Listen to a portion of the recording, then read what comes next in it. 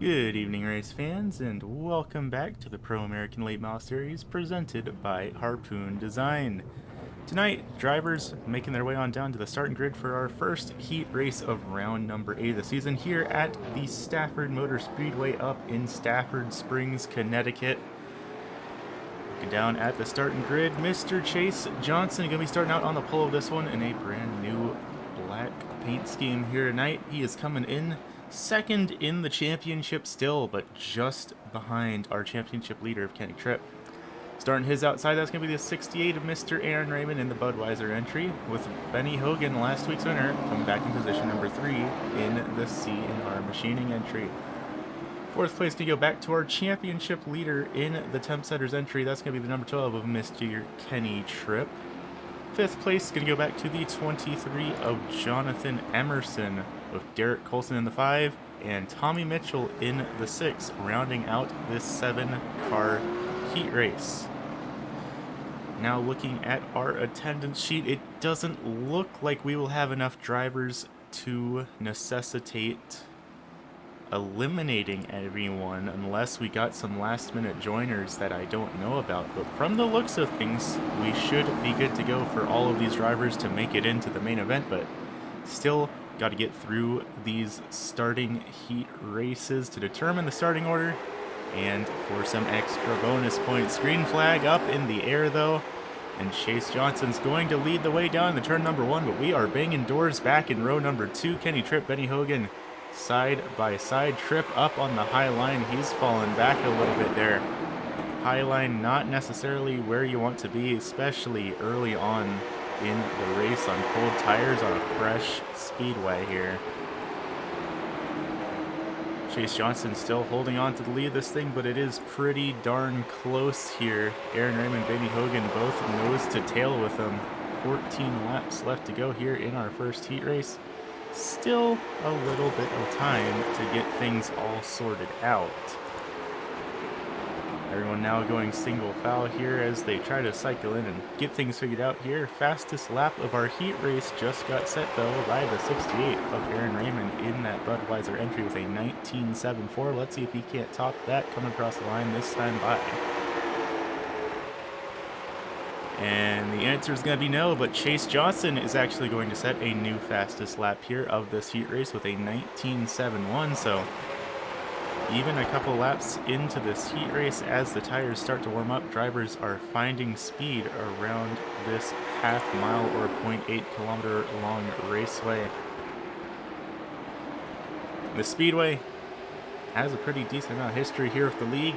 Last season, Gerard Lawrence took home the win at this track in one of the few races of the season that went entirely caution-free. This track, considered by most of the folks here in the Pro American Late Model Series as the home track of the league. Now, I'll tell you what, race fans, it is with good reason this track has put on some really great racing here for these late model stock car drivers. Kenny Tripp and Jonathan Emerson side by side back here for position number 4. If there were risk of elimination, Emerson would be on the cut line right now, but like I said, unless someone snuck into the track within pretty much a moment of this heat race starting, we should not have any risk of elimination. And I'm sure Jonathan Emerson is happy about that news as he scrapes the outside wall there coming down the front stretch. So it's going to be Johnson, Raymond, Hogan, Tripp, Emerson, your top 5. Derek Colson, Tommy Mitchell, 6th and 7th. Both of them have fallen back just a little bit here. Closest battle on the speedway right now is going to be the battle for second here between Aaron Raymond and Benny Hogan, and both of them really not all too far behind Chase Johnson, but Johnson is slowly but surely managing to pull away here. And sure enough, as they crossed the line last time by, Chase Johnson was the fastest driver on the speedway by almost 5 thousandths of a second. The only driver to set a lap in the 0.7 range here. Everyone else in the 0.8s or the 0.9s or even in the next second down. So Chase Johnson's got some speed in that number 83 here. But with 5 laps left to go, I think the real question is just going to be who takes it on home in second here. Because Aaron Raymond, he's getting closer.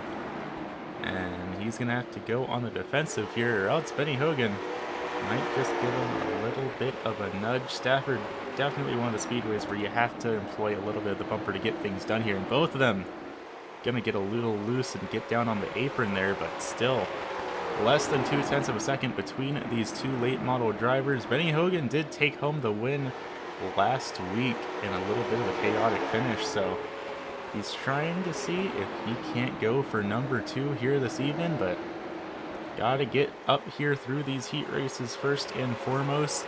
Gonna be 2 laps to go as we come around the corner this time by. Chase Johnson officially over a second away from the rest of the field in that number 83, led every lap so far. And as we get around the speedway these last couple of times, it looks like Mr. Chase Johnson is going to be picking up a couple of bonus points for taking home a heat race win here this evening. And with how close the championship standings are, that 83 is going to need every point he can get to catch up to Kenny Tripp.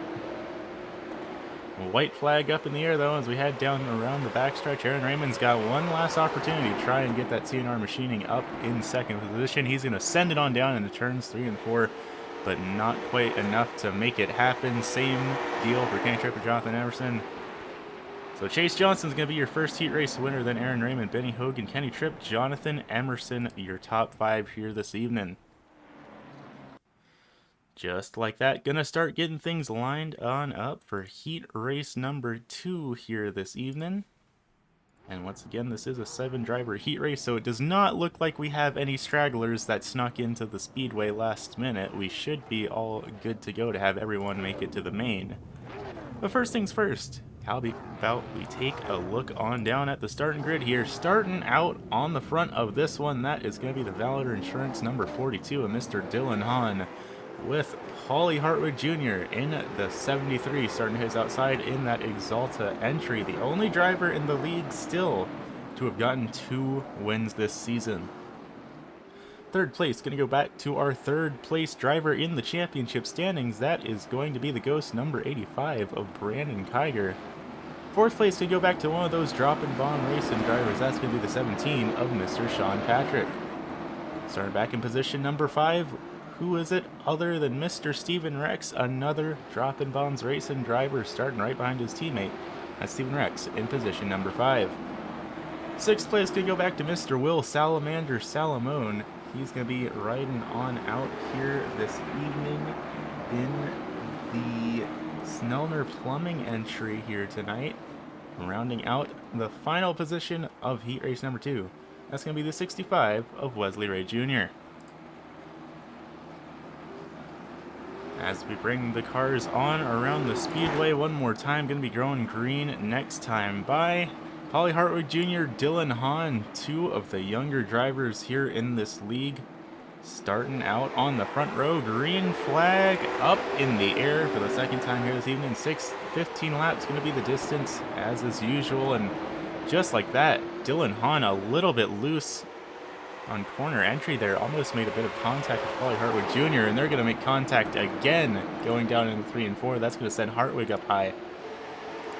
I'll tell you what, these 2 drivers are pushing with everything they've got. I don't think anyone told them that this isn't the main event, because they sure as heck are driving like this is the last 15 laps of the main. Another bit of contact there between Hahn and Paulie Hartwig Jr. as they're still side by side into 3 and 4. Hahn stuck up on the outside. Now he was down on the bottom here at the beginning of this thing, and he's going to end up falling on back and losing the position. Will he try and go for the crossover all the way down on the bottom of the apron? That's a little bit of a dangerous game he's playing. Not quite going to give him the run to get around Paulie here, but he's still right on his bumper. He's not going to be giving this position up very easily.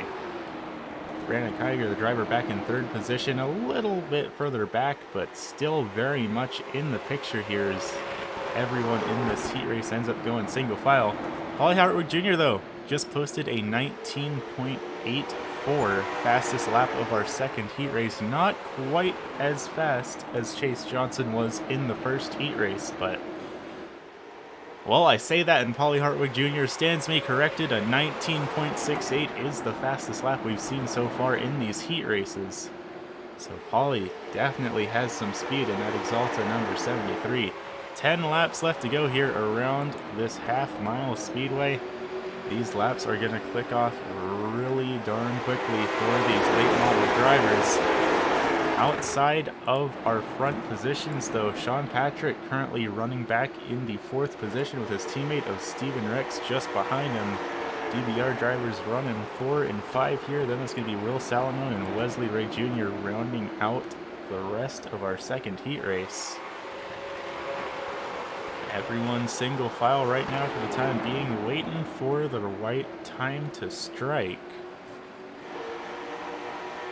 Because ultimately, on these brand new tires, gotta get them up to temperature before you can really try and make any daring moves.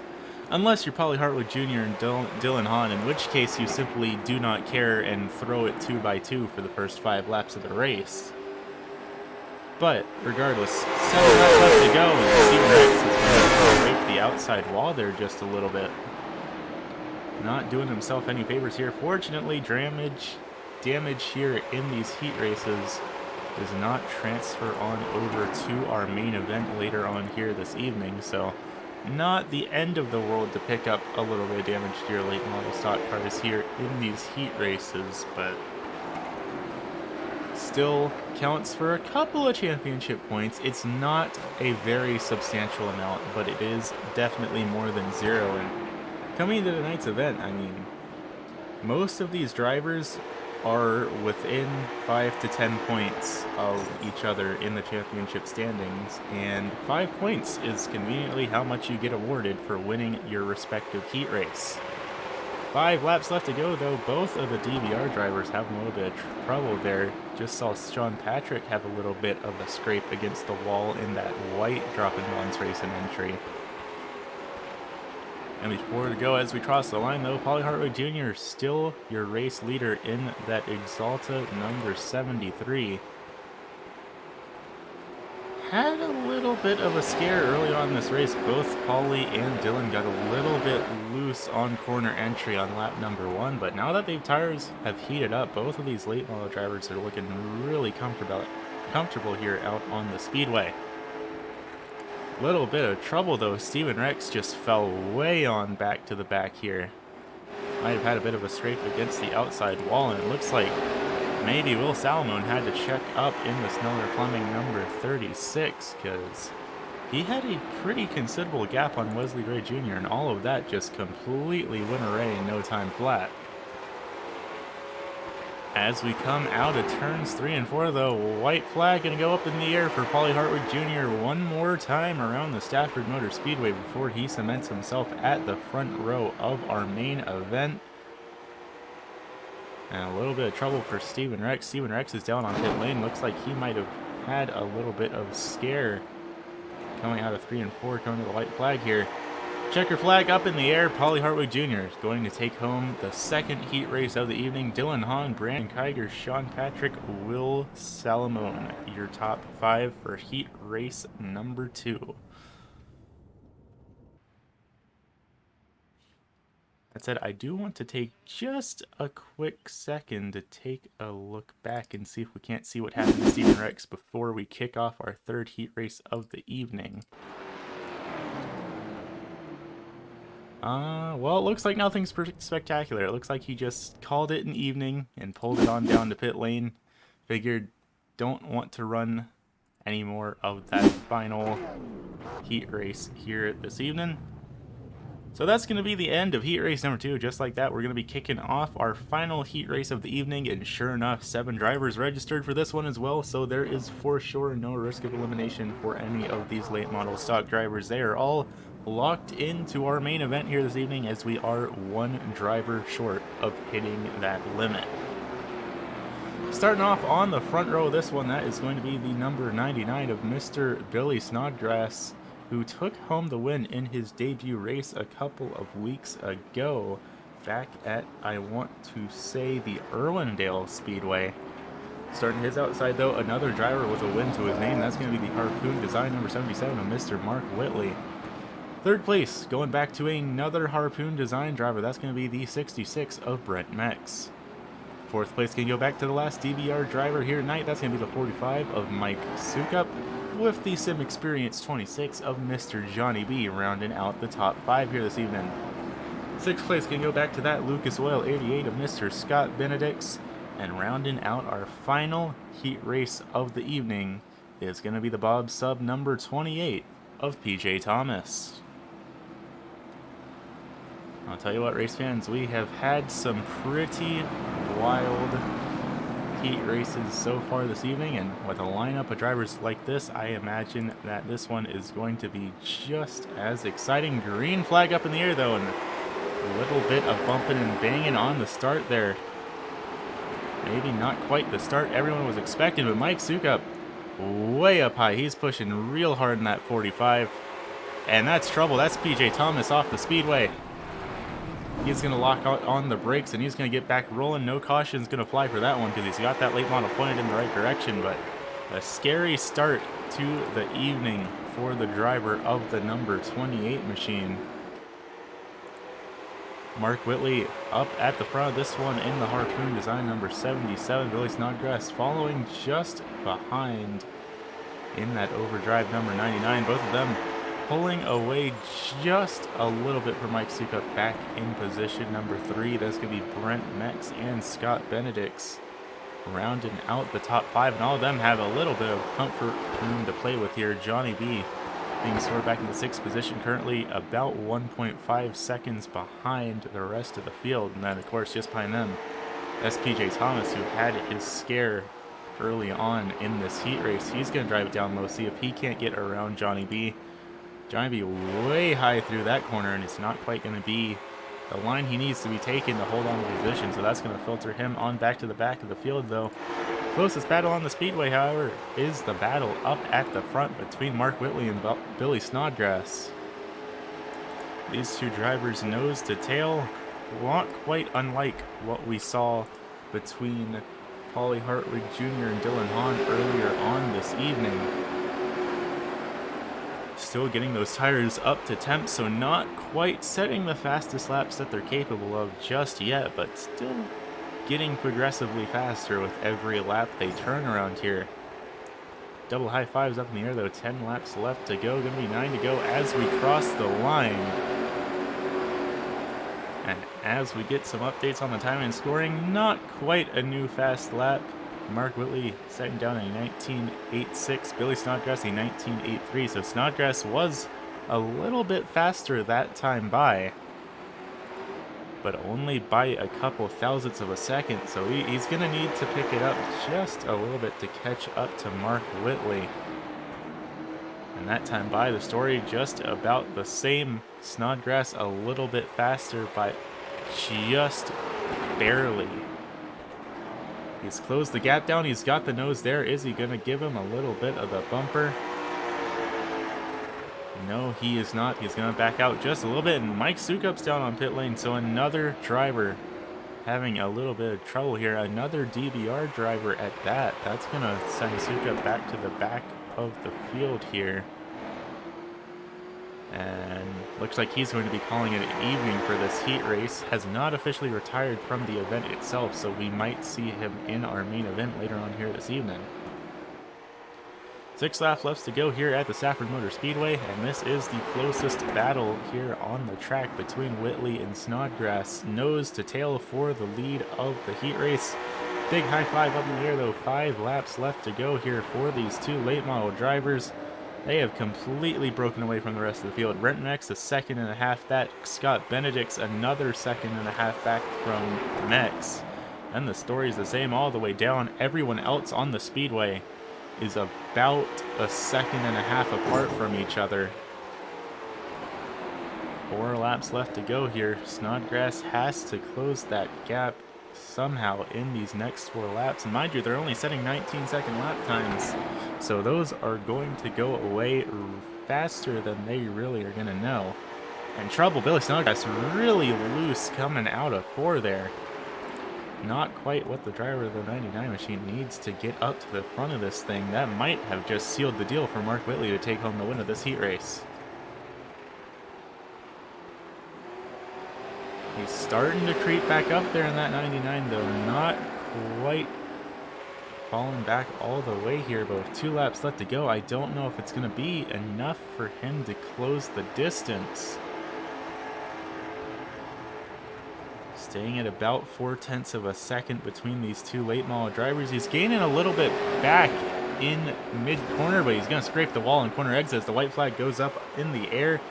Mark Whitley now has a half second to play with here. That might just be that. As long as Whitley doesn't have anything go catastrophically wrong for him, he should be good to go. Sure enough, a white flag up in the air. Mark Whitley going to take home the win for the final heat race of the evening. Billy Snodgrass, Brent Mack, Scott Bendix, PJ Thomas, your top 5 here this evening. And I'll tell you what, race fans, those were some crazy heat races we've had here this evening. And regardless, no caution flags came out, so these drivers could be just setting themselves on the path to having another caution-free race here at the Stafford Motor Speedway. That said, gonna give these drivers just a couple of minutes to get themselves situated, maybe take a quick restroom break, get some drinks ready to go, or maybe just do some last-minute adjustment to their late model stocks. But we're giving them just a minute to get themselves ready, and we will be back with your main event here at the Stafford Motor Speedway in just a moment. So don't go anywhere, race fans. We'll be right back.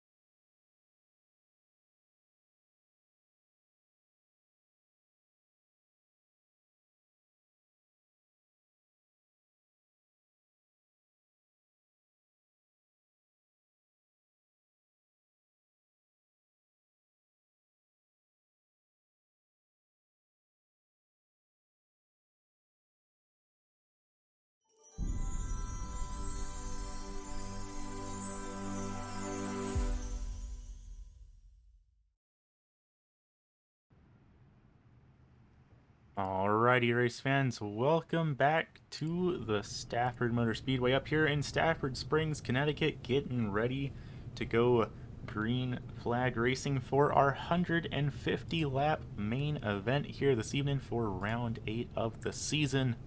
Chase Johnson starting out at the front of this one in that iRacing number 83, followed by Paulie Hartwig Jr. to his outside in the Exalta 73.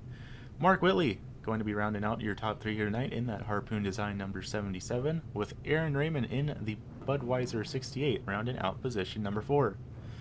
Fifth place going to go back to the Valor Insurance 42 of Dylan Hahn, with Billy Snodgrass starting out to his outside to round out row number 3. Row 4 going to go back to that 4 of Mr. Benny Hogan and Brandon Kiger in the 85 starting to his outside for that row. Ninth going to go back to the Harpoon Design 66 of Brent Mex, with our championship leader of Kenny Tripp in the Temp Setters number 12 rounding out the top 10 here tonight. 11th going to go back to one of the DBR drivers, that's the 17 of Sean Patrick, with the Lucas Oil 88 of Scott Benedicts rounding out your top 12 here this evening. 13th going to go back to the number 23 of Jonathan Emerson, with Will Salamander Salamoon rounding out position number 14. Row 8 going to be the Bob Sub 28 of P.J. Thomas and the Tony Stewart Foundation number 5 of Derek Colson. Row 9 going to be Mr. Wesley Ray Jr. in the 65, with the Sim Experience 26 of Johnny B starting his outside in position number 18. 19th going to go back to the 6 of Tommy Mitchell, the Advanced Auto Parts entry, with 2 DBR drivers rounding out the tail end of the field. That's going to be the 10 of Steven Rex and the 45 of Mike Sukup, rounding out our 21 car field here this evening. 150 laps going to be the distance for these late model stock car drivers, and the iRacing.com pace car is going to go pull off to the safety of pit lane. Green flag up in the air here at the Stafford Motor Speedway. We are rolling all around the track, 2 by 2 by 2. And we have got some really fast drivers up here at the front of the speedway. Chase Johnson, Paulie Hartwig, Mark Whitley, Aaron Raymond all jockeying for position here, and Billy Snodgrass is there too, but he is stuck up on the high side. I don't think that is where Snodgrass necessarily wants to be here. I think his main plan is just going to be to try and hang on and find a spot to filter in as he gets loose off of corner exit there. Will he be able to get down in front of Dylan Hahn? Yes, he will. Hahn is going to let him on in. Only 2 laps into this 150 lap event. No need to be too aggressive early on in this thing. Chase Johnson, 19.71 on lap number 3, already beating the lap times he put down in his heat race. Question is that a pace he's going to be able to sustain for another 146 laps around this half-mile circuit? Starting to pull away from the rest of the field, half of a second gap on Mark Whitley, but everyone else still nose to tail up inside your top 10. Further back in the field though, starting to bunch up into their own separate pack here. P.J. Thomas, Sean Patrick, Will Salomon, Jonathan Emerson here, Derek Colson, Wesley Ray Jr., Tommy Mitchell back behind that Bob Sub 28. Stafford, one of those tracks where you really need to lock down the bottom line. You can make the high line work, sure, but you're not going to really be able to do it until after that track really gets rubbered in and you really get those tires broken into. So right now, everyone pretty much on the same general game plan of filter on down to the bottom of the speedway and just try and ride it out for a couple of laps before the opportunity presents itself to start really getting pushy here. One of the drivers a little bit up high, that was Wesley Ray Jr. and that that Mobil 165. Up high a bit through turns 3 and 4. And he's got Tommy Mitchell just behind him. Tommy Mitchell's up a position already in that advanced auto part entry. And we have a trouble as... Oh, that ain't good. It looks like Will Salomon might be having connection issues here because that late model is not anywhere on the speedway. Sure enough, looks like Will Salomon might have just lost connection to the race.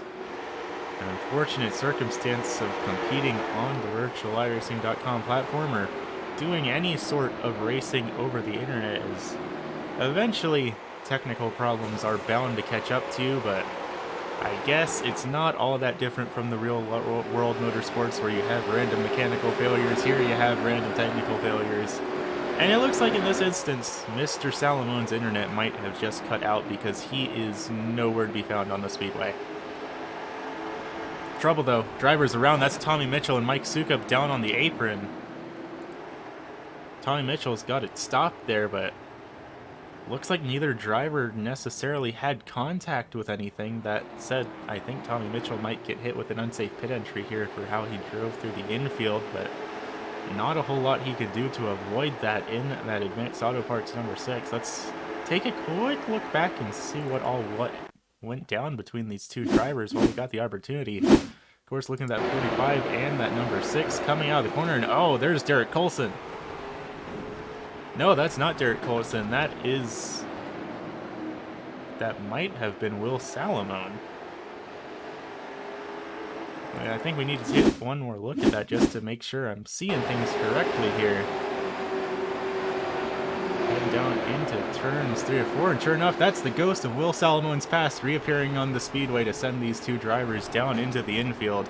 Of course, caution flag not going to come out as there was no damage done to any of these cars, nothing blocking the speedway. But definitely not how Tommy Mitchell or Mike Sukup wanted their race to be starting off.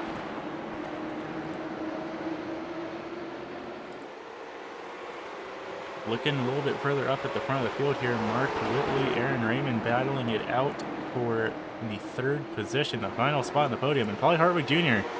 For a second there, it looked like he was starting to pull away. Now I'm not so sure on that one. Mark Whitley is closing the gap, and he's almost close enough to start thinking about putting a little bit of the bumper to him, but he might just hold off on that. Whitley was up battling inside the top 3 of the championship at one point earlier in the season, unfortunately had to sit a couple of races out for personal reasons, and now coming back in here to the season tonight, he does still have that win to his name, but he is starting back in the 10th position in the championship standings. Just behind him, Jonathan Emerson. Just in front of him is actually going to be Mike Sukup, who is currently being scored back in the 18th position. So, if nothing else, with how this race is playing out, Whitley might be able to pick up a spot or two in the championship later on this evening. Further back in the field, though, we got drivers 2x2 back here. That's Scott Benedicts and Sean Patrick that was battling out there. And just behind them, P.J. Thomas. Looks like he has a little bit of damage to the right front of that 28. Nothing that can't be fixed down on pit road, of course, especially if we do end up having a caution, but only going to be making that driver's life harder. He is currently up a position, so he does have that to be going for here. He has gained ground since the start of this race, but that damage could add up further on, especially as he darn near scraped the outside wall again right there. That could have been real bad for P.J. Thomas.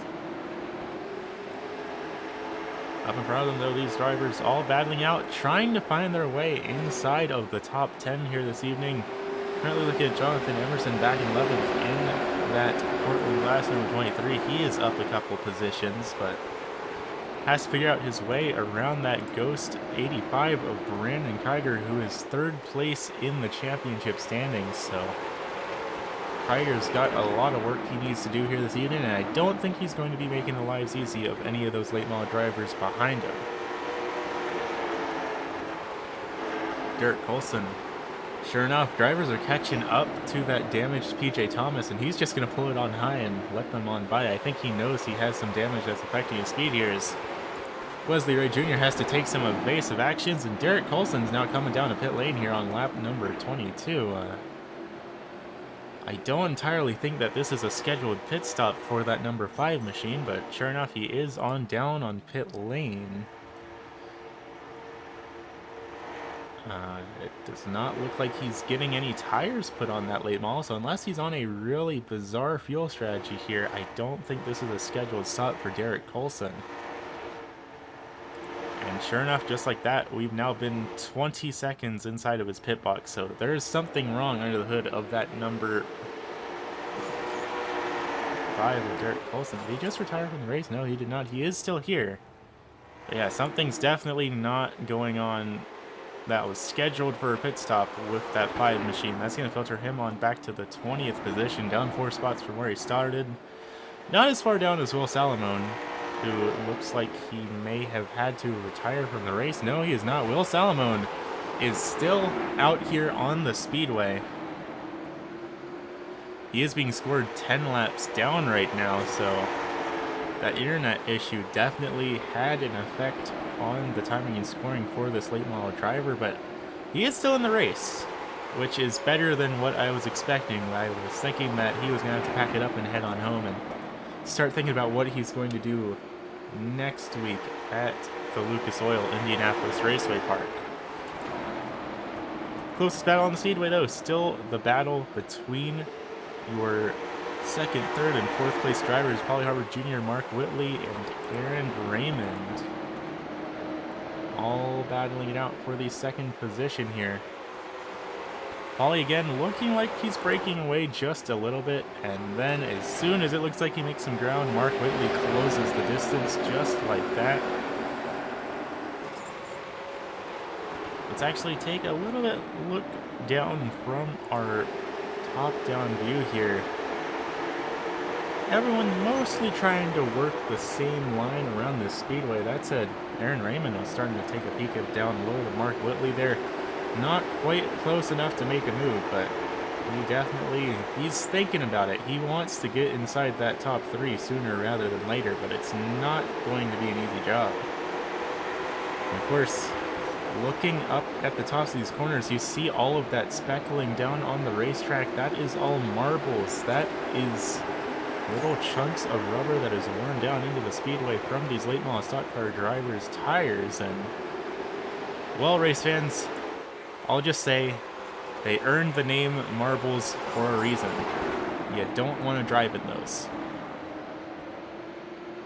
Unless, I mean, I guess you can if you want to be really risky and have a very marginal chance of improving your position if you pull it off just right. But for the most part, the marbles are generally the no-go zone. You're going to be driving like you have marbles under your wheels. You're going to be slipping. You're going to be sliding.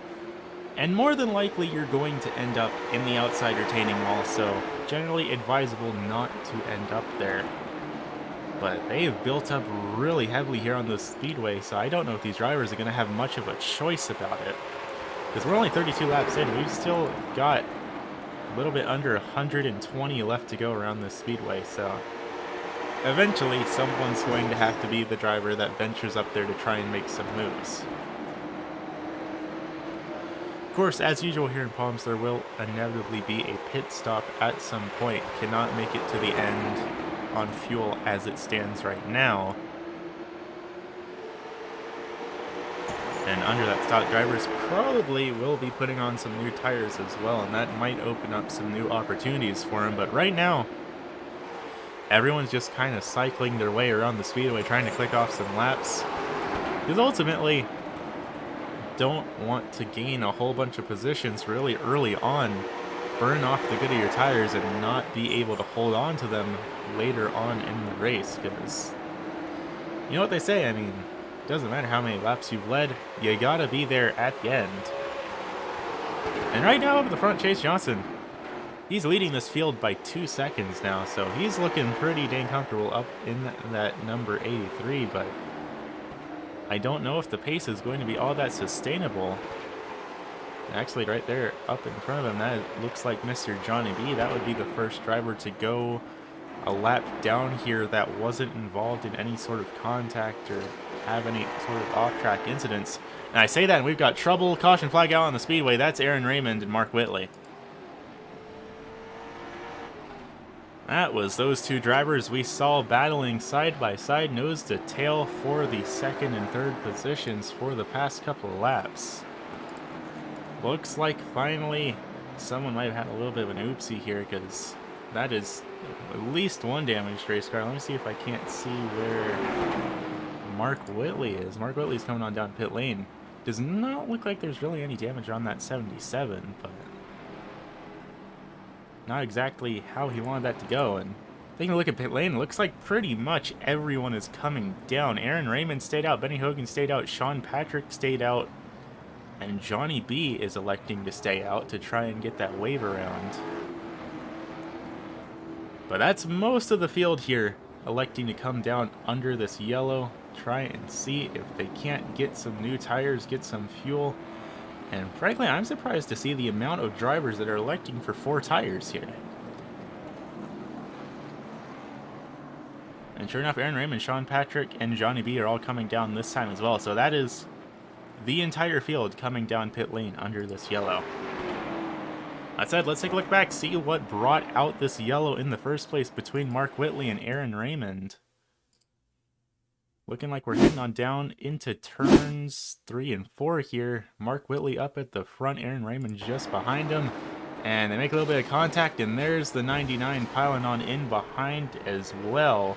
That's the 99 of Billy Snodgrass. And Whitley gets it back on the track without too much trouble, but when we took a look back at that incident, it looked like Aaron Raymond was stuck around. So let's take another look back at this.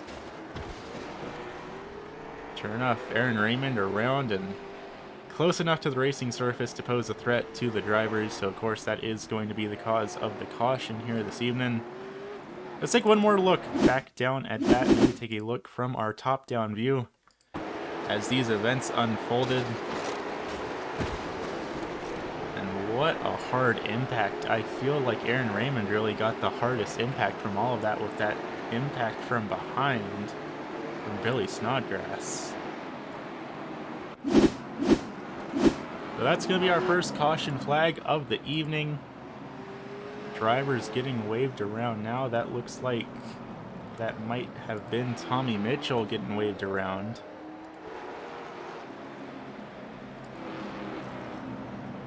As it stands, it's looking like we have 16 drivers on the lead lap here.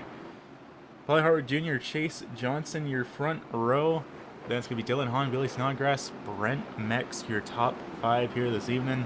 41 laps in the books, so getting relatively close to when we needed to make a pit stop anyway, so just made the decision-making process easier for these late model stock car drivers. Green flag back up in the air, though. Paulie Harwood Jr. off to an amazing start here. He has all the speedway in the world to work with, but he has to deal about drivers 2 by 2 behind him. Chase Johnson, Dylan Hahn battling it out like we've seen them do many times before. Dylan Hahn way down low on the apron in that 42, not quite going to have the run off the corner he needs to hold on to it. And we've got trouble back in the back. There are late models everywhere. Caution flag out on the speedway again. There's Wesley Ray Jr. off the track. A little bit of chaos here on the speedway, but you know what they say, cautions breed cautions, and it's looking like, according to our folks over in the truck, it all started with a Wesley Ray Jr. So let's take a look back here, and Wesley Ray Jr. is going to be down on the low line in that Mobile 165. And we're going 3 wide off the corner. That'll do it. Everything started to fall apart when I think that was the Lucas Oil 88 of Scott Benedict's got into the outside wall there. And there's Mark Whitley stuck in the middle of it again. We've seen Mark Whitley involved in so many unfortunate wrecks here with this series, but all things considered, everyone did a really solid job of saving that from being worse than it needed to be. Mark Whitley picked up the brunt of it, and then a couple of drivers into the outside wall. That looks like one of the DBR drivers. That might be Steven Rex that ate the outside wall a little bit, but for the most part, everyone on the speedway kept it pointed in mostly the right direction. So really heads up driving by all of these late model drivers, because that could have been substantially worse than what it was. A couple of drivers electing to come on down pit lane, though. Aaron Raymond, Wesley Ray Jr., PJ Thomas, Steven Rex, Will Salamone, Mark Whitley, all coming down under this caution. Basically, the list of drivers that were involved in that yellow, all probably taking a look to see what the damage situation is. And there's a little bit of damage up there at the front. That's Billy Snodgrass, who has damage from that first caution. He wasn't involved in that second one at all, but definitely has the front end of that 99 punched in just a little bit.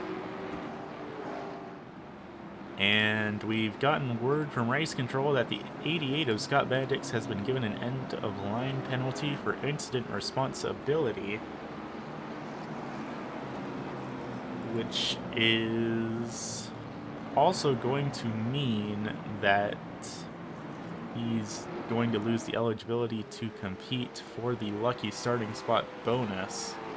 It looks like he was the driver that was up for grabs for it, and if you get a penalty, you lose the eligibility for it. So that will roll on over to next week, and that will come up to $25 next week at the Lucas Oil Indianapolis Raceway Park next week.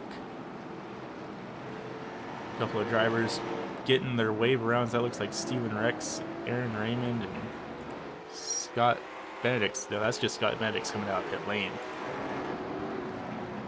Lights on the iRacing.com pace car, though. Everyone's trying to get themselves all situated here. 48 laps in the books.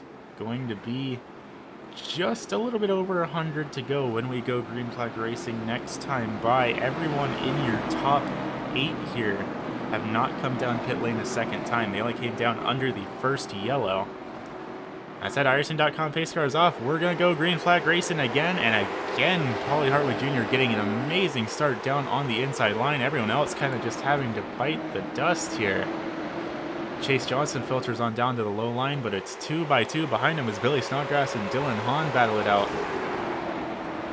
Hahn's going to make it on down low, but we're beating and banging just behind him as well, and that's the DBR 17 of Sean Patrick around. Caution number 3 out on the speedway just like that as we cross the line onto lap number 50. Thought I heard a little bit of sheet metal crunching back there, and sure enough, that's going to be Sean Patrick, and sounding like Johnny B and Wesley Ray Jr. were involved as well. So let's take a look back here, see what we can see. Let's just go straight to the top-down view, and once again, I see Mark Whitley 3 wide up there further in the corner. I wonder if that has anything to do with it.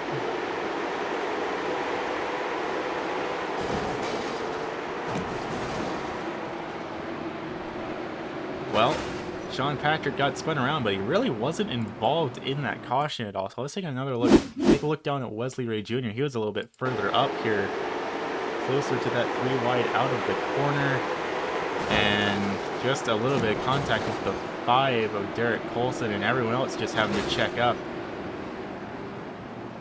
So definitely not quite the big one we saw here earlier this evening, but not how any of these drivers are wanting things to go.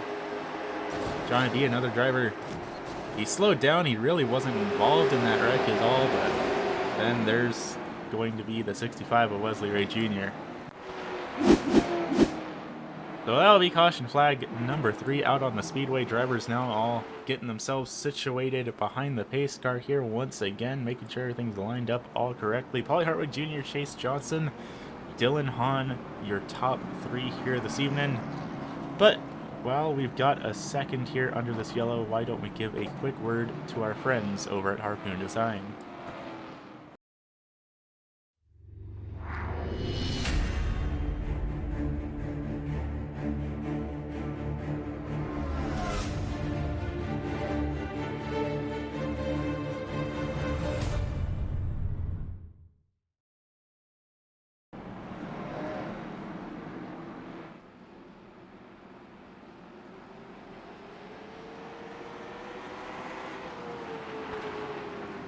Well, I'll tell you what, race fans, do any of y'all need any paints? Then look no further than Harpoon Design. They design and deliver one-off replications of your favorite NASCAR schemes or completely custom schemes based on your ideas or sponsors.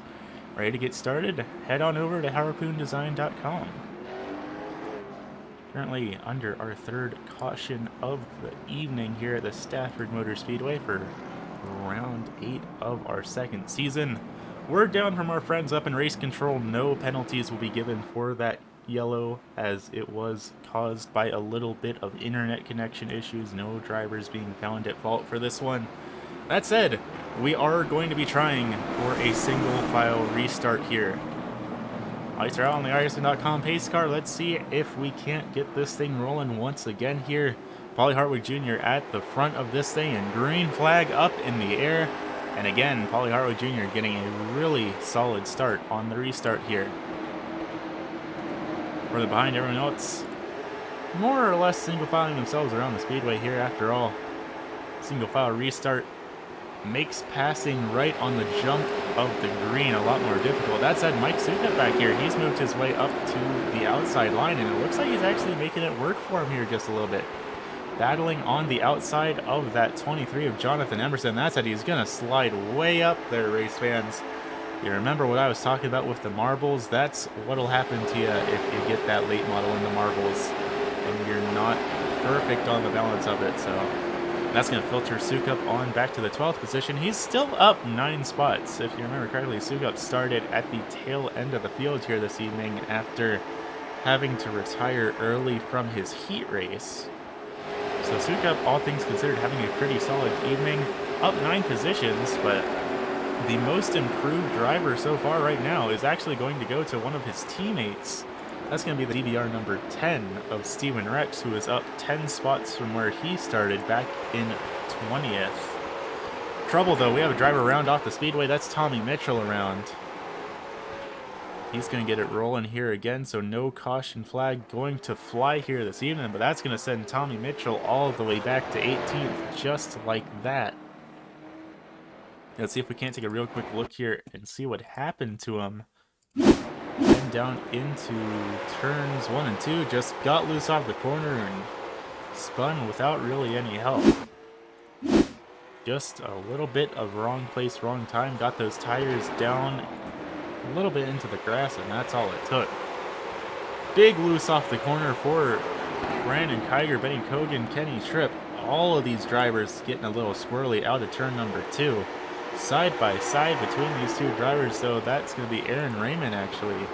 And that 68 having to give up a couple of spots. He is down 5 positions from where he qualified, so not quite the run he was hoping for, and that damage on the right front of that 68 is all he's got to show for it right now, but still inside the top 10 for the time being. But just behind him, that's Steven Rex looking to try and take that spot from him, so he's got some work he needs to do to hold on to us here.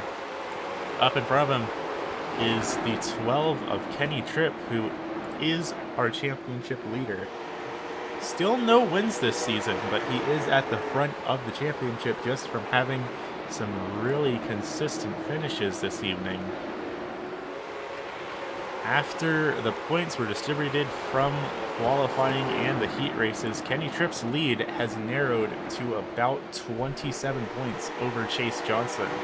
The very same Chase Johnson that has been leading most of this race and is now in 2nd position battling for the lead. So if I were Kenny Tripp, I would be starting to get a little bit nervous here, because Johnson is in a very, very favorable looking position right now. Of course, still decently long way left to go around this speedway. Call it about 85 laps to settle the score here up in Connecticut. Kenny Tripp, he's up 2 positions from where he started, so he is still on a net positive so far this evening, but he needs to get up there and contest with Chase Johnson if he wants to hold on to the lead of the championship. Brent Mexta is outside though in that Harpoon design number 66. He got filtered up there just a little bit and find himself in the marbles. He's going to have to fall back a little bit, see if he can't find a gap to get back down to the low line, and he's going to do it right there. Steven Rex not quite close enough to seal it off, so not too big of an issue for Brent Mex. He can get those spots back. Kenny Tripp, though, he's up to 7th now. He still has Aaron Raymond putting pressure on right behind him. Aaron really wants to get back up to the front of this thing after battling inside the podium for so long. It's just a matter of trying to get that ground back. And with a damaged late model, it's not going to be easy, but it is still very much possible. That said, as we single file around the speedway here, get everything nice and sorted out and try and click down some laps, how about we give y'all just a moment to appreciate the sounds of these amazing late model stock cars put on here on the iRacing.com platform by the Cars Late Model Tour. And here, running for the Pro American Late Model Series, presented by Harpoon Design. Race fans, it's time to bring the noise, presented by our friends at Harpoon Design.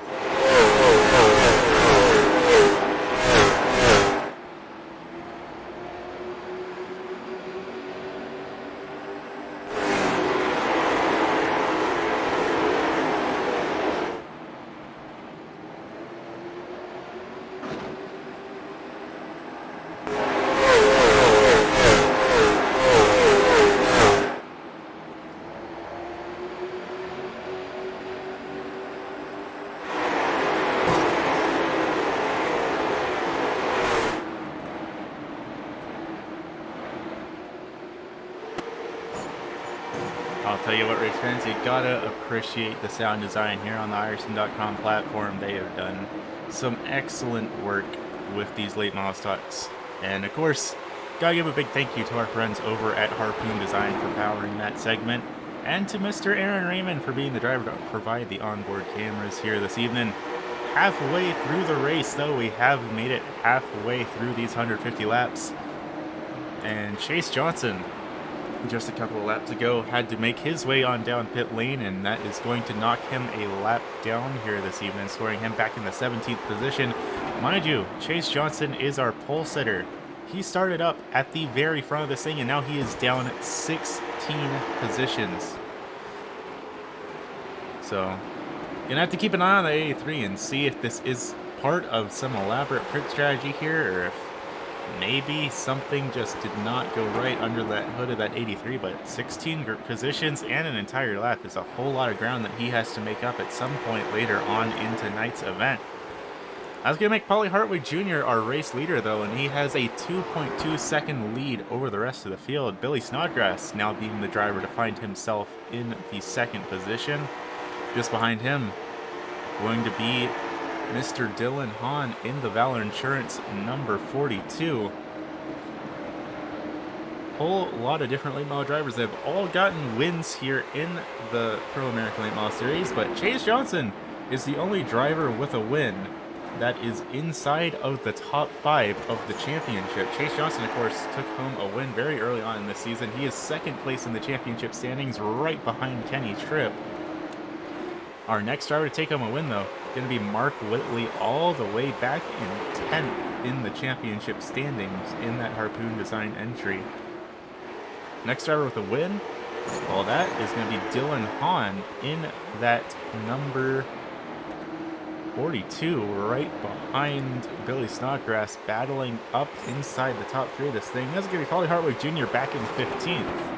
The driver currently leading this race, and the only driver here in the league to take home multiple wins so far this season. He's still all the way back in 15th in the championship standings, just because he wasn't able to attend the first half of the season.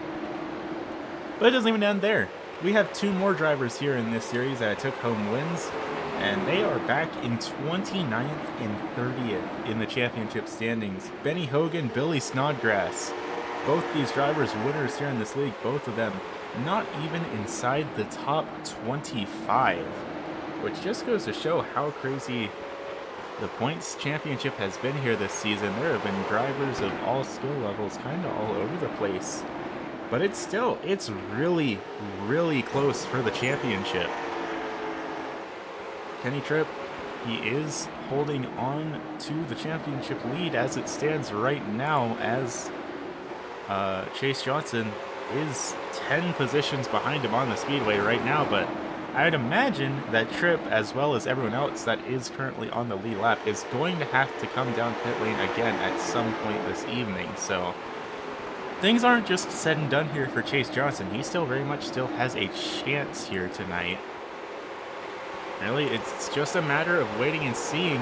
Will we get a caution later on this evening? Will we have to do a cycle of green flag pit stops? Because there are a whole lot of what ifs here that will really turn the championship upside down depending on how it plays out. Third place in the championship standings is going to be Brandon Kiger, who is the driver up in the 4th position right now in that Ghost number 85. That's going to be Scott Benedicts in 5th. And Benedicts is currently down on pit lane right now for the 6th time here this evening. Benedicts is not having the evening he was hoping for up here in Stafford. Oh, trouble. That could have been very bad very quickly. Aaron Raymond having a huge wiggle coming out of turn 1 and 2. Right behind him, that is going to be Chase Johnson, who is not battling for position here. That's going to be Kenny Tripp and Brent Mex, but even if Chase isn't battling for position right now, he is still battling to at least try and guarantee he gets the wave around here, as Kenny Tripp gets really loose off the corner, and they're going to end up in the outside wall. Caution flag out on the speedway.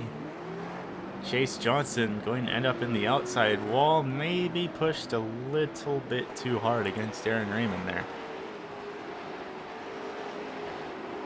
So that's now 2 late model drivers with damaged right fronts as we wave the 4th caution flag over the speedway here.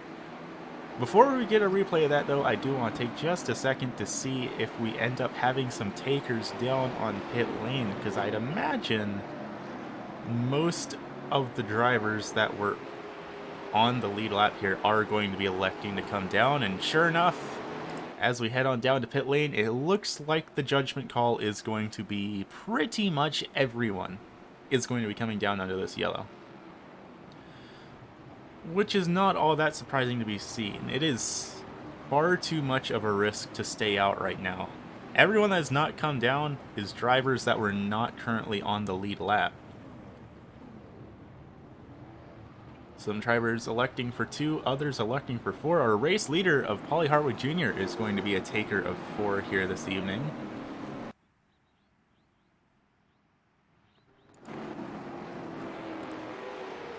And as that cycles things out, it looks like that will make Kenny Tripp our new race leader. We'll have to give the timing scoring just a second to make sure we're all on the same page here.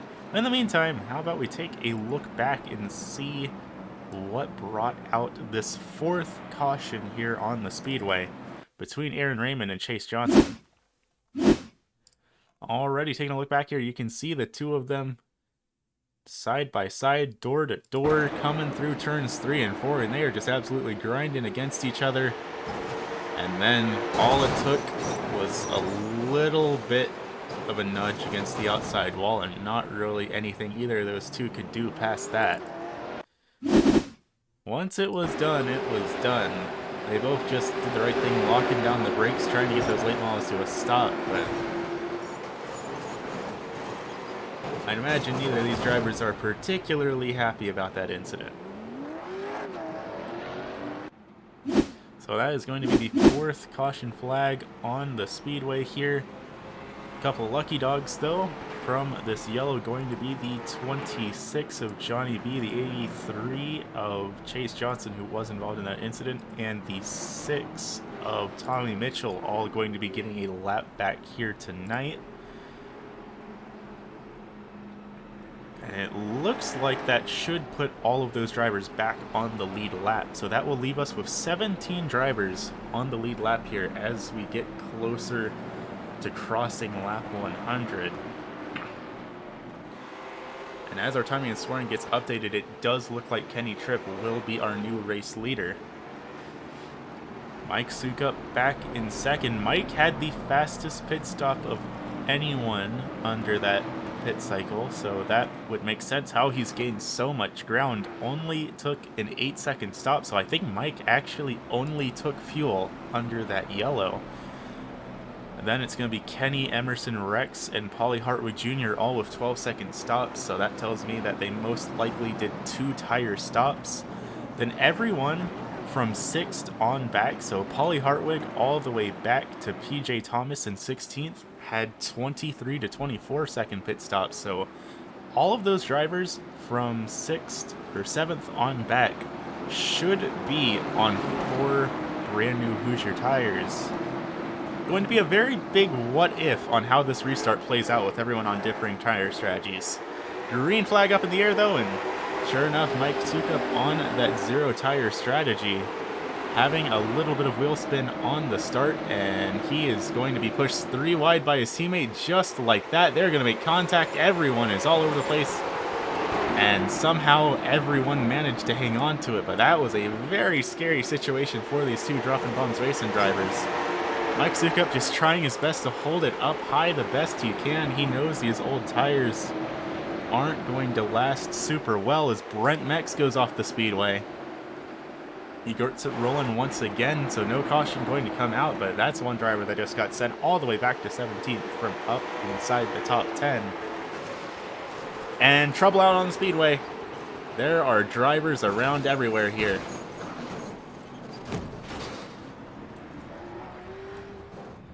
Well, race fans, I think we have a lot to unpack here.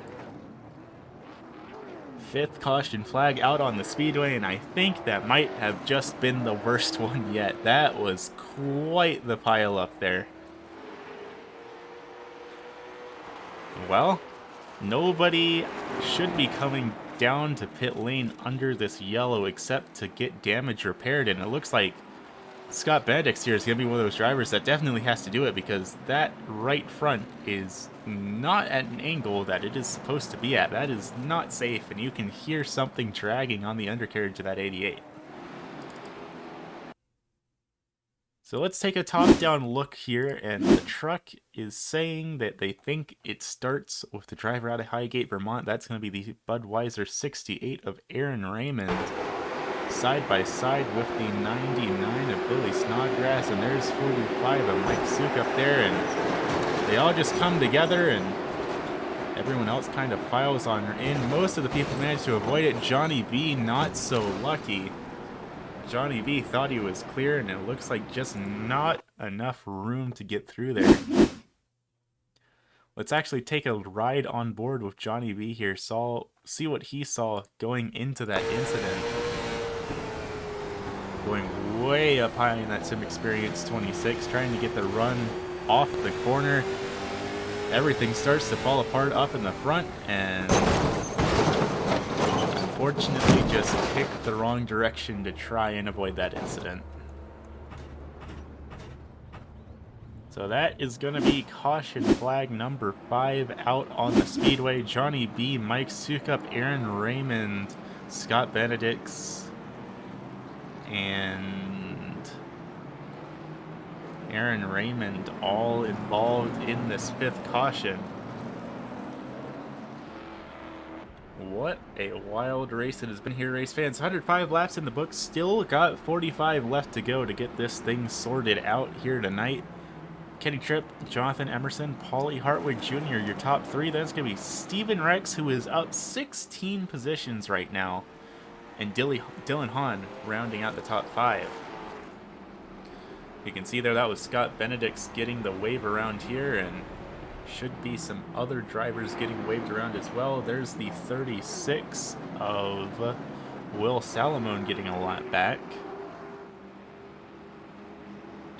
That is not going to put Salamone back on the lead lap. And there's the 5 of Derek Coulson. That also will not put Coulson back on the lead lap, as currently Will Salamone is being scored 6 laps down. Coulson being scored, looks like 11 laps down. But every lap counts. You never know. You might have 11 more cautions to get those 11 laps back. You can hope, and if not, you can hope someone wrecks out and you get a little bit of points for just still being out on the speedway when they weren't. iRacing.com pace car is off. We're going to try this thing again. Kenny Tripp, Jonathan Emerson, Paulie Hartwig Jr., your top 3, green flag up in the air. And just like we've seen for all these prior restarts, the leader getting a really good jump off the start, and there's a trouble for a driver down the low line. That's no, that's not Will Salamone. That is the ghost entry of Brandon Kiger with a bit of damage to the front, having to get way down low. Maybe a little bit off the pace in that 85, either that or he just had a bad initial jump there, and they're going to make contact. That is one of the DBR drivers way far off there.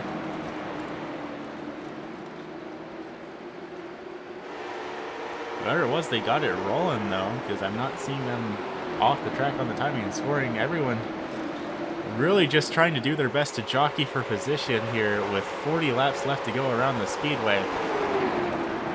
Everyone has some damage on their late models at this point. I don't think there's really one car that has been truly unscathed. Everyone has picked up at least a little bit of something. Currently looking at the battle for the top 10. Billy Snodgrass in the 99 in the 10th position. Mike Sukup just behind him. Aaron Raymond, PJ Thomas, and Kenny Tripp's around. Kenny Tripp around, and that's going to be the 6th caution flag on the speedway for the driver that was leading this race, and the driver that, at least coming into tonight, was leading the championship standings, setting him back to 17th. Might dash those attempts just a little bit. Let's take a look back, see what happened to our championship leader here that brought out the 6th caution flag of the evening. Evidently, that is not it because he is already around. Let's see if we can't jump back a little bit further here. This looks like where we need to be for Mr. Kenny Tripp. Down in that temp setter's number 12. That's the 73 of Polly Hartwig Jr. just behind him. And down into turns 3 and 4, everything's good, and everything's not good. A little bit of nudge between Polly Hartwig Jr. and Kenny Tripp, and that is going to bring out the caution flag. Let's jump further back here. Let's ride on board with Mr. Dylan Hahn, who got a front row seat to that incident in that number 42. Running back in the third position, first and second up in front of him, and just a little bit of contact, and that's all it took to send Kenny Tripp around. So just like that, caution flag number 6 out here on the speedway. 113 laps in the books. While we're here under this yellow, let's also take a moment to give a little bit of our words to our friends over at Harpoon Design.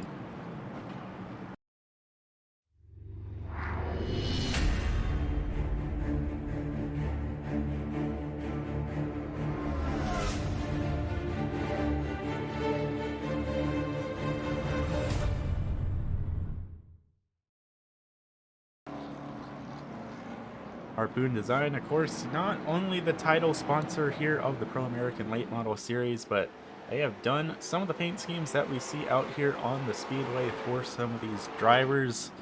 Brent Mex, one of the two that is running Harpoon Design as their sponsor itself in that purple and yellow 66, and also Mr. Mark Whitley, who is running back in the 15th position, another driver that has work done by Harpoon Design. So, great bunch of folks. If you want to check out our friends over at Harpoon Design, be sure to head on over to their website, harpoondesign.com. Lights are out on the Iverson.com pace car, though. We're going to be trying this thing once again. 6 cautions in the books. Polly Hartwig Jr., Dylan Hahn, 2 drivers below the age of 15, making up the front row of this 21-car restart. Iverson.com pace car is off. We're going to try this thing again. Polly Hartwig Jr. controlling the start, and green flag up in the air once again. Polly Hartwig Jr., unsurprisingly, continuing the trend of the drivers up in the front row, getting a really solid launch. It's the drivers back in row number 2 that really got to be careful here. Side by side for Stephen Rex and Chase Johnson. Mind you, just about 20 laps ago, Chase Johnson was being scored back in the 17th position, and now he is here battling inside the top 5 once again. Now, I'll tell you what, exactly what Kenny Tripp did not want happening. Kenny Tripp currently being scored back into 13th. And as those qualifying and heat races went through, that only narrowed the championship gap. So with enough ground between Johnson and Tripp right now, we might just end up seeing a new championship leader coming out of Connecticut here tonight. Side by side, just behind them, that's Jonathan Emerson and Stephen Rex. Rex was trying to make a pass down the apron, not quite enough of a run to make it work. He's trying it yet again. As long as he can get side by side with that temp setter's 23, he should be good to go going through turns 3 and 4. Benny Hogan in the CNR machining, trying to follow him through there, not quite able to, but Emerson still hasn't been cleared by Rex anyways. He's going to get cleared that time by, but these drivers are all pushing with everything they've got left to give. 30 laps left to go around this speedway. Polly Hartwig Jr., he's still up at the front of this thing, but only by about 0.4 of a second. He is not in the clear here. Still plenty of time left to go as trouble on the speedway. Tommy Mitchell's around, and Sean Patrick, Kenny Tripp, oh no, our championship leaders around again. 7th caution flag here on the speedway on lap 122. I'll tell you what, race fans, I'm going to take partial responsibility for these incidents. I was the one who made such a huge, exuberant point of this track going caution-free last season. So I think I might have just put a curse on these drivers. Do not hold it against them. It's all me. That said, let's take a look back, see what happened to Kenny Tripp. And looks like Sean Patrick, Tommy Mitchell might have also been involved here in the 7th caution here tonight. And we're taking a look down at Sean Patrick. Sean Patrick's where the camera wants us to go, so that's what we're going to look at in the DVR number 17. Heading down into turns 1 and 2, and he actually gets a nudge from behind from P.J. Thomas. Tommy Mitchell just having to swerve off the track to avoid it, so Kenny Tripp just kind of was involved there because there was nowhere for him to go. But P.J. Thomas looks like where it all actually began in that 28, sending on indeed a little bit of a nudge back to the 17, and it all just kind of fell apart from there. Only 3 drivers involved in this incident though: P.J. Thomas, Kenny Tripp, and Sean Patrick. So that'll be caution number flag 7 on the speedway. Going to be probably 24 to go when we go green flag racing again. Unless we have any incidents that make us extend the yellow here.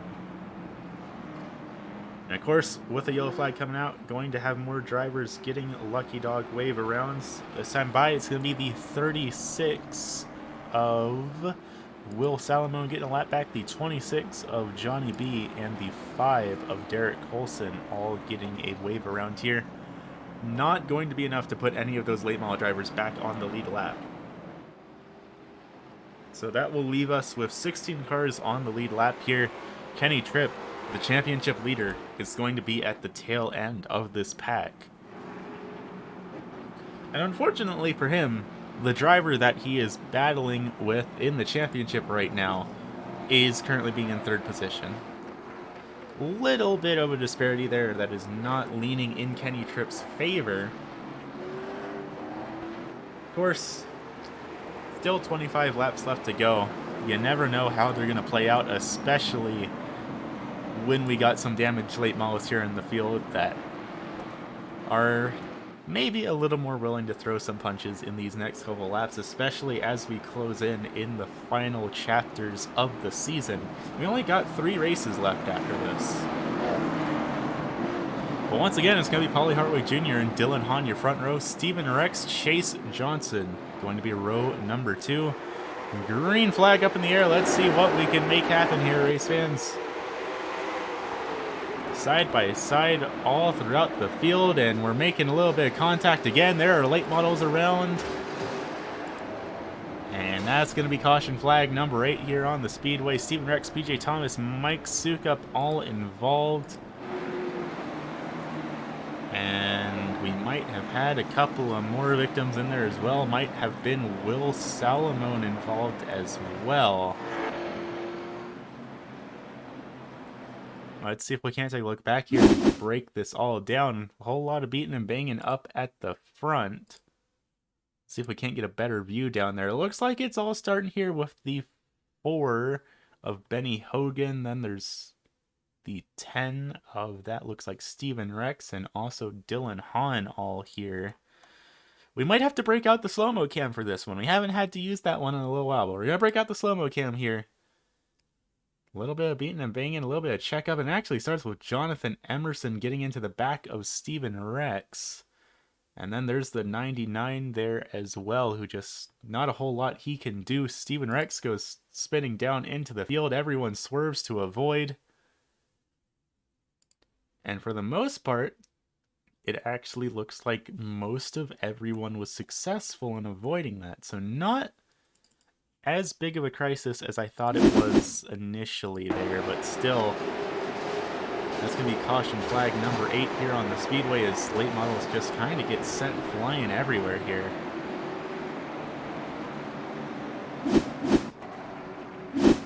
As we kick back up to the live camera, looks like Steven Rex is down on pit lane, presumably, well, I was going to say presumably for damage, but for the amount of incidents that Steven Rex has been through, that is a very pristine looking late model stock car. He's going to be putting tires on it And I'm a little bit concerned by what I saw, because that pit stop was only 11 seconds. And unless my eyes deceive me here, race fans, he just put left side tires on that late model stock. I'm not going to criticize these driver strategies. You got to do whatever you got to do, especially with 20 laps left to go here. But in my experience out on the raceway, left side tires only generally makes the car handle worse than it did having 4 trash tires. So we'll just have to see how it plays out. I admire the tenacity of trying to do whatever's necessary to get the win here, as we get a couple of drivers getting waved around. That looks like going to be the 5 of Derek Colson, Will Salomon again, and that should be Johnny B getting the 3rd position, but he's still on pit lane. But it's going to be Polly Harwood Jr. and Chase Johnson as your front row here. Then it'll be Benny Hogan, Dylan Hahn, 3rd and 4th. Brent Mex still finding himself inside the top 5. Brent Mex coming into this championship here tonight is in 18th, so a top 5 finish here tonight could be a really big deal for that Harpoon design number 66. We forgot it heard from race control though. Going to be a single file restart here once again.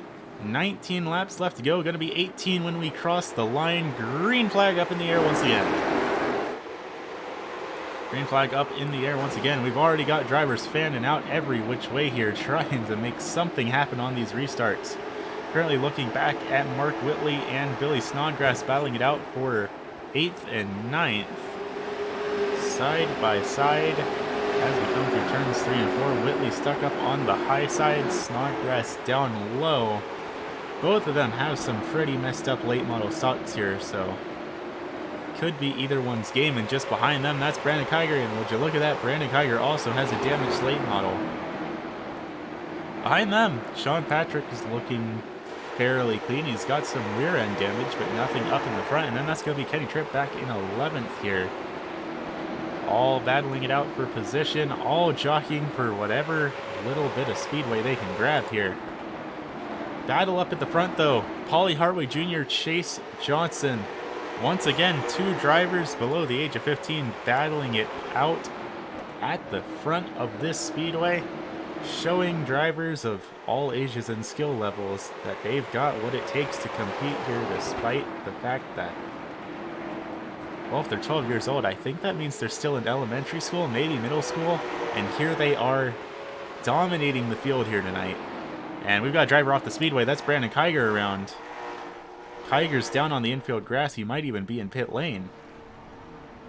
He's going to get it rolling again, but that is going to send him all the way back to 17th. So that's another driver we saw up inside the top 10 that just got bonked all the way back to the back of the field just like that.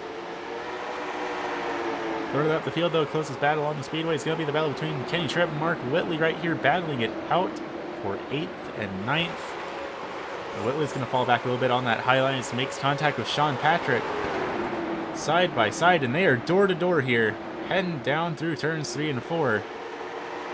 Patrick's going to have the advantage just barely out of the corner, but Mark Whitley is still very much holding on to it here, and Scott Benedict's, despite all the damage on that Lucas Oil 88, he is still up here in it as well. These drivers really are throwing everything they've got at each other here in these final couple of laps, and I mean, you might as well. Why not? 11 laps left to go here on the speedway. Only 3 races left in the season after this. It's not to say this is for all the marbles, but it might as well be. You have to get every point that you can muster up in these final couple of events, or you're just going to have to pack it up and hope for next season. Big double high five up in the air, though, as the battle for the lead gets even tighter. Wally Harwood Jr., Chase Johnson, 0.2 of a second separating these late model drivers. And just as much of a battle for 3rd, 4th, and 5th between Benny Hogan, Dylan Hahn, and Aaron Raymond just behind them. 9 laps left to go here, and it really could be anyone's game inside of this top 5.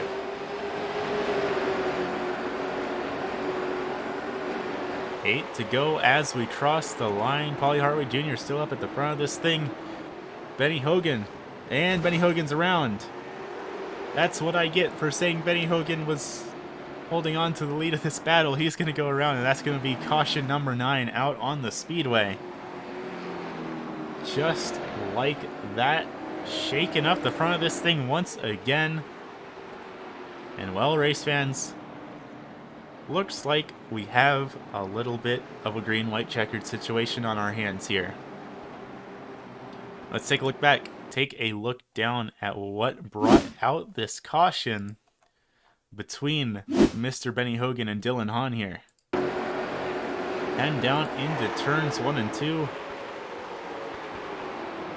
Hahn, just a little bit of a nudge was all it took, and Hogan gassing it up, just trying to get it up to the outside wall so he doesn't make contact with any of these drivers as they make their way past. What an eventful evening it has been for these late model drivers. Let's take a ride on board with Mr. Benny Hogan going down into turns 1 and 2. Dylan Hahn just behind him, then you have the Aaron Raymond. Just barely a little bit of a nudge was all it took, but with how the cars are designed here, the front end of these late models kind of perfectly slots into the back of them like a little bit of a wedge in a ramp, so just a little bit of contact like that, if it is not perfectly straight on, it is enough to get that car unsettled, it is enough to get it turned around. And like that, going to be caution flag number 9 on the speedway. Once again, Lucky Dog is going to be our same takers as before. The 36, the 26, and the 5. That's Will Salamone, Derek Colson, and Johnny B. Again, none of these drivers will be put back on the lead lap by these wave rounds. They're just too many laps down. And we have Dylan Hahn down on pit lane. So Dylan Hahn's going to have to take a stop. I'm not sure if it's for damage or what, but he was down there for about 40 seconds, so a little bit longer than we would see on average for a pit stop. That's going to move Hahn back to 17th.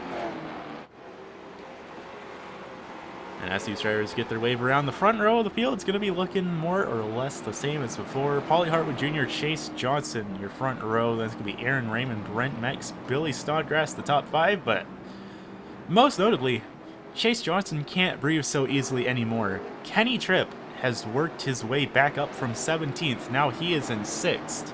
And once again, he is going to be contesting with that 83 to try and hold on to his lead of the championship. I kind of wrote it off earlier in this race when he ended up back at the tail end of the field after a spin, but now here he is in row number 3.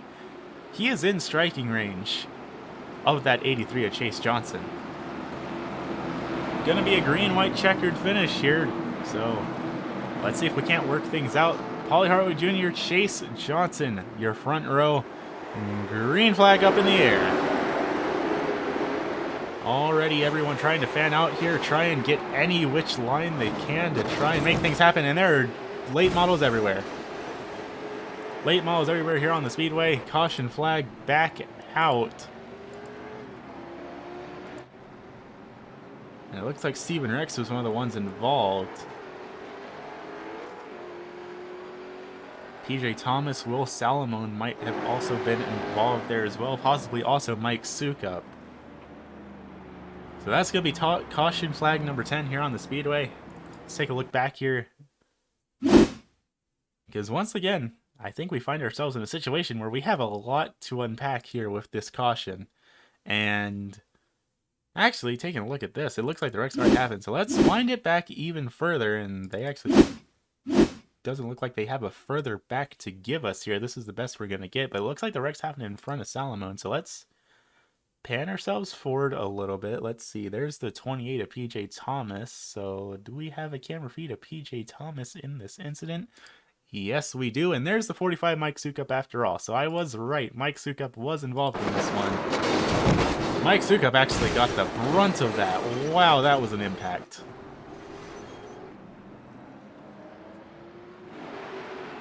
What a crazy impact that was. We're going to have to take another look back at that. Maybe, let's see if we can't rewind it a little bit further back. This might be too far back. This might be good. Let's take a look here with Mike Sukup. Jeez, what an impact that was. That was probably one of the hardest hits we've seen here this evening. That was a crazy incident. And I think this is another one where we might just have to justify breaking out the slow-mo camera here. Because just, wow, even in slow-mo, those are some pretty hard impacts into that 45. And then the 10 gets involved from the 28 spinning around just a little bit, and most everyone else able to avoid, but what a crazy incident. Caution number 10 out here on the speedway. Gonna be lining them up once again, see if we can't make something happen here. Paulie Hartwick Jr., Chase Johnson, still your top two. Aaron Raymond, Billy Snodgrass. Kenny Tripp did manage to get around Brent Mex, though, so that's going to move Mex to the outside line in 6th. Kenny Tripp in 5th. And Kenny Tripp starting on that inside line only serves to put him in an even better position to try and get up to Chase Johnson. But even if the race finished as it stood right here, right now, I think Tripp has closed the gap enough to Johnson that Johnson wouldn't take the lead of the championship. It would close it up even more ridiculously close than it already is, but I don't think it would be enough for Johnson to take the lead of it. iRacing.com pace cars off. We're going to try this thing again, though. Green flag up in the air. And this time, Chase Johnson actually is really managing to keep up with Paulie Hartwick Jr. down on the inside. They make contact door to door for these two late model drivers. And everyone gets through turn number 1 pretty A-okay. Will we get through turns 3 and 4 just as successfully? Paulie drifting up out of the corner just a little bit. White flag up in the air. This is going to be the end of the race no matter what happens in these final 4 corners. Chase Johnson, Paulie Hartwick Jr., Aaron Raymond, Billy Snodgrass, everyone is here. And they're going to make contact. Johnson and Hartwig get together side by side. Drag race to the line. And it looks like Paulie Hartwick Jr. is going to take it as the field just went up in flames behind him. This is one we're going to have to wait for official race results from race control on, but as our timing and scoring stats it, Paulie Hartwick Jr. is your winner, then Chase Johnson, Billy Snodgrass, Kenny Tripp, and Brent Mex, your top 5 here.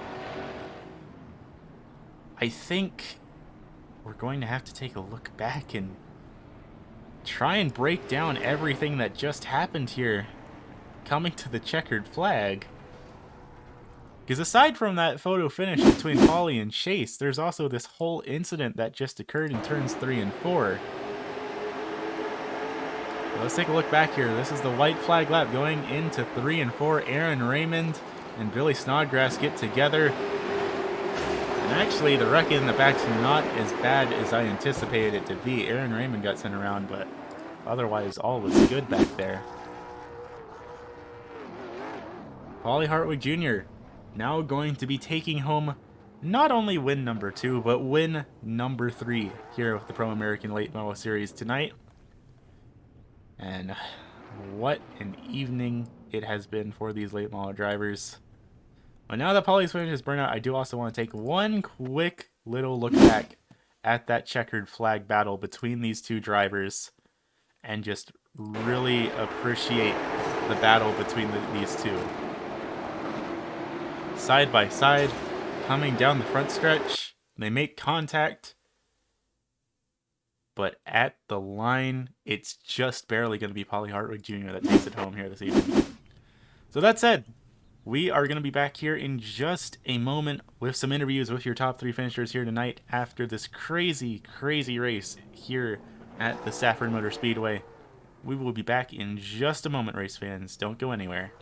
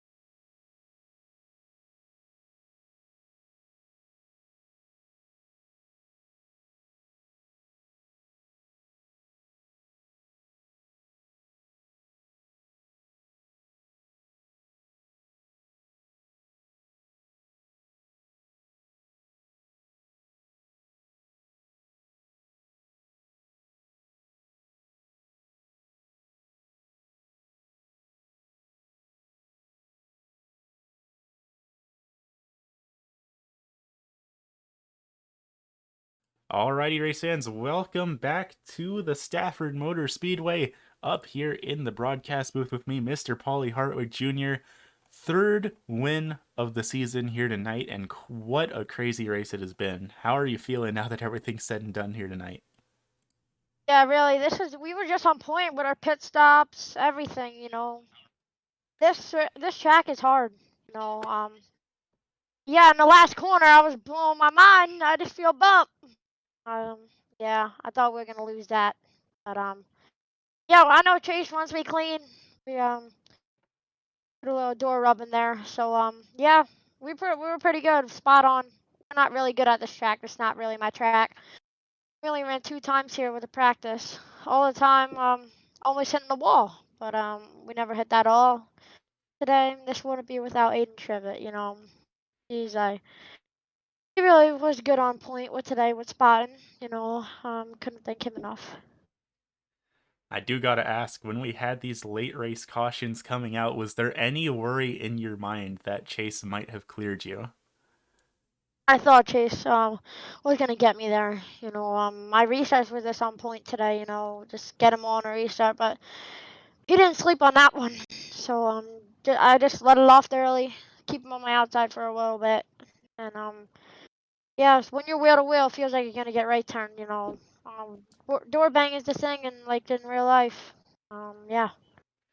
Well, you managed to make it happen here tonight. Win number 3 for you. The microphone's all yours, Mr. Polly. Who do you want to thank for making it happen tonight? I really gotta thank a lot of people. You know, my mom, my dad, everyone else that helps me. Bobby Geiger. Without him, it wouldn't have been possible. Eastern Landscaping, LG Landguard, everyone else helps me. Surfside Collision, B&B Paving, Surfside Collision, Morgantini Race Engines, K2 Motorsports Shock, the La Jolla Seating, Killer Crate, Velocita, John Blewett Inc., Jersey Shore Contracting, Hoffman Speed Shop, Morgantini Race Engines, Bill and Chalks, Jones Racing Products, Bicknell Race Cars, Sal's Car Care, Mart Trucker Racing, B&R Fabrication, Gotta say it all about it, and then you for putting on a show. Good deal. Well, thank you for coming out, Polly. And before you head off for the evening, I just do want to announce that this is one of the payout races from our friends at Harpoon Design. So not only are you taking home your third win of the season here, but you'll be taking down a nice little cash bonus as well. Congratulations on the win, Polly. Thank you.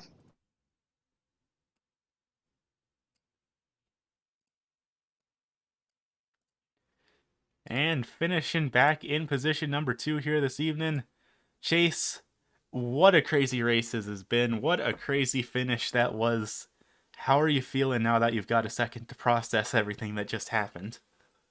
I mean, a little disappointed. I could have won it. It's just, I didn't expect we were going to be chopping each other towards the line. I mean, I should have. That's a mistake on my part. And, I mean, I learned if I would have just turned right like he turned left into me, I would have won probably by a few thousandths. So, oh well. I mean, second in the bad points day, we got all the bonus points with the qualifying and heat race. So, can't really get too mad at that. We, drank the points lead a little bit even more. So, it was a pretty good night.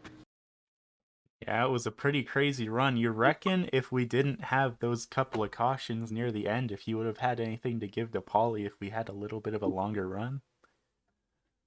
I don't know.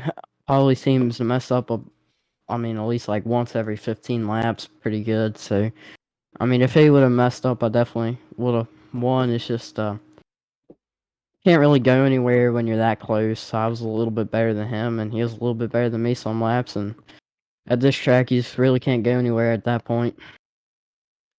Yeah, definitely. I think a little bit of a tough race for everyone in their own little different ways, but next week heading on over to the Indianapolis Raceway Park. How you feeling heading to another flat track? I don't know. That place is definitely not my strong suit, but seems like every track in this car, my normal not so good at tracks have actually been my best finishes. So we'll see what happens. Well, only got 3 races left, so you always got to hold out hope in the championship, but you've definitely narrowed it up with Kenny, so doing pretty solid. Of course, as I did just say to Polly, this is one of the payout races by our friends at Harpoon Design, so you will be taking down $5 bonus for your efforts, so congratulations to that. But the microphone's all yours, Mr. Johnson. Who you want to thank for getting you up here on the podium? I mean, everybody that runs this fantastic league, Harpoon Design, for throwing up some money for us. That's always fun. I mean, Matt and Steven, they've done such a great job with how they run the league. I can't thank them enough because it's a great league to be in, and I enjoy it every Wednesday night. Good deal. Well, thank you for coming out, Chase, and I wish you good luck next week at IRP. That's going to be one heck of a race. Oh, yeah. Thank you.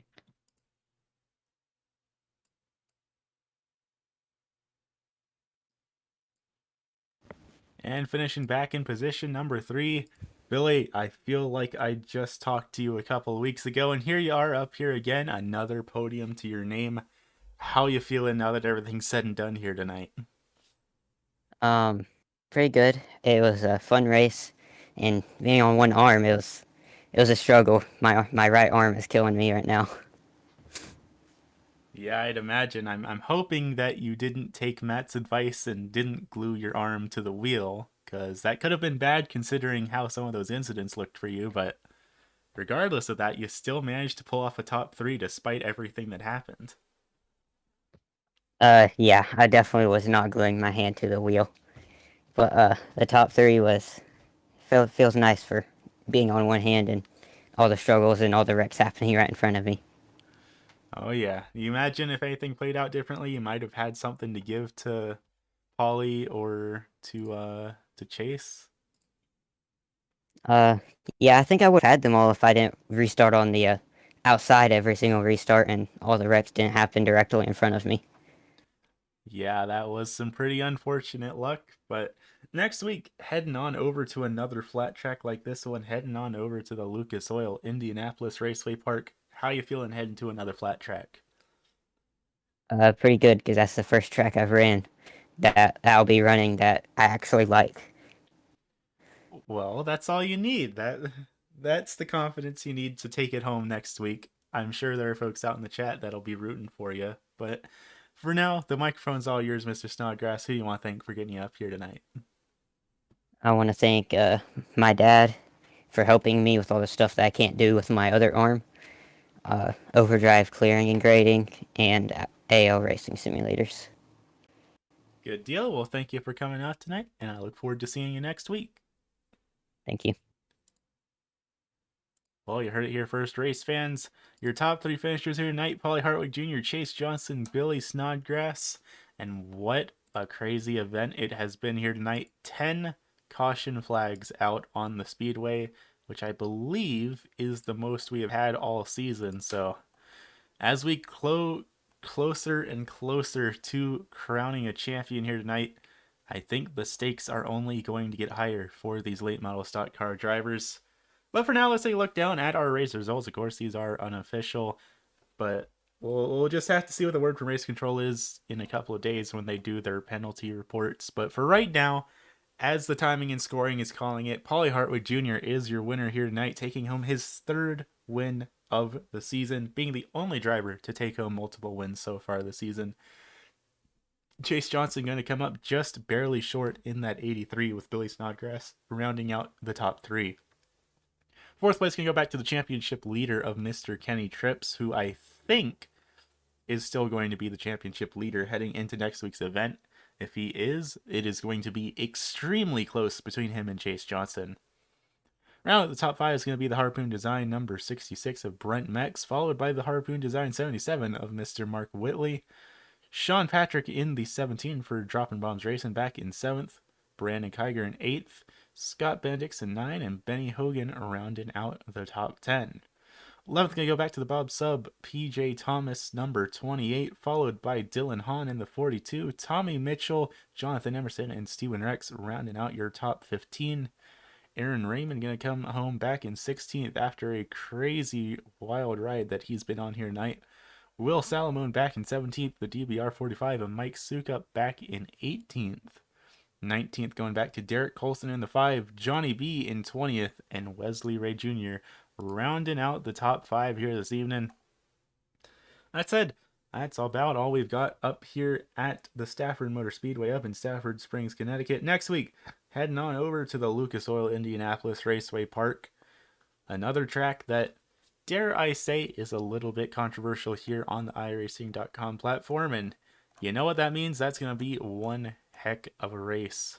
But for now, a big thank you from me up here in the broadcast booth. A thank you from everyone here competing in the Pro American Late Model Series. And a thank you from our friends over at Harpoon Design for tuning into tonight's event and supporting the league.